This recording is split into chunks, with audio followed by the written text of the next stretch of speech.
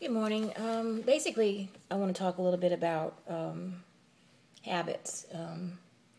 Like not just your regular routine habits, but like actual deep seated emotional and mental habits that we do and we don't even realize. I was listening to a program and they were stating that like 40% of our behavior is habit. And that can be a really good thing if your habits are good, but if they're bad, yeah, you're in trouble.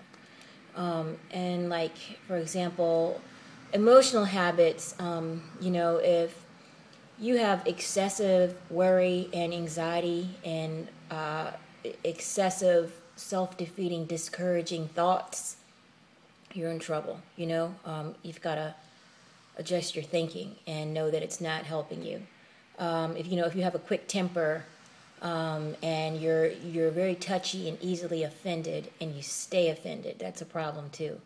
I know I used to be that way. I used to take things so personally, and I used to, just get offended on just the smallest little things, and because mostly it was me misinterpreting someone's actions or whatever, and then I would just stay offended. I would stay hurt, like it was almost like a 90-degree burn effect. Just the slightest touch on my emotion would hurt, and that kept me sick. That kept me always hurt and not, able to function in a confident way. In a lighthearted, confident way. I was just very weary and depressed and down, and that's no fun to be around, and it's definitely no fun to actually live. So yeah, if you just are so easily offended and you stay in offense, I'm telling you, you got to improve that, because you're going to be miserable, and who wants to be miserable? When you're happy, you're in a better condition to live your life. But if you're miserable, you know.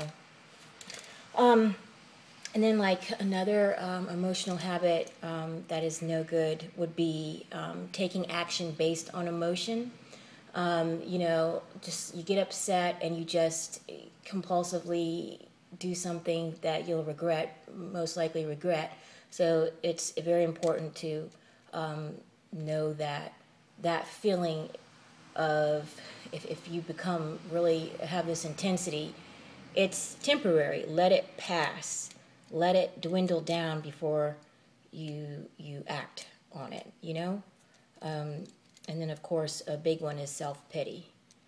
You know, a lot of bad things have happened to people in their life, starting at childhood, through their teenage years, through their early adulthood. Lots of things, bad things happen that should never happen, but they happen for a reason. And self-pity is not going to help you, and it doesn't please God for you to have self-pity, because He makes it. He has peace and healing made available to you, and it's up to you to seek it and know that you deserve it, because He wants to give it to you. So to have this self-pity, you're punishing yourself, and I understand that you may be hurt, and you have a reason for that self-pity, but you don't have a right to wallow in it, because again, we have everything God wants to give us made available, and that's, again, peace and strength and joy and healing. And of course, depression follows after that too, you know. And a lot of the time too, there's a huge element of genetics. If you're wired that way, if it's in your blood, if your parents, are prone to depression, yes, you're predisposed, but you don't have to say, oh, well, I've got the depression gene, I'm depressed, what can I say? I can't help it. You can help it, and and not just Prozac or an antidepressant to help. I mean, something as natural as sunlight will help open up, and it's a chakra actually too, will help open up that chakra so that you can get some relief on those dark, empty, hollow feelings of depression and darkness that can take over. and it's a big one because I suffered for years and years and years with depression, and I feel like I've finally been able to shake it off, and know, you know, I have an alarm system in my body. You know, like if I start to feel anxious and I get stiff and I start having racing thoughts, I know that I'm about to lose my peace.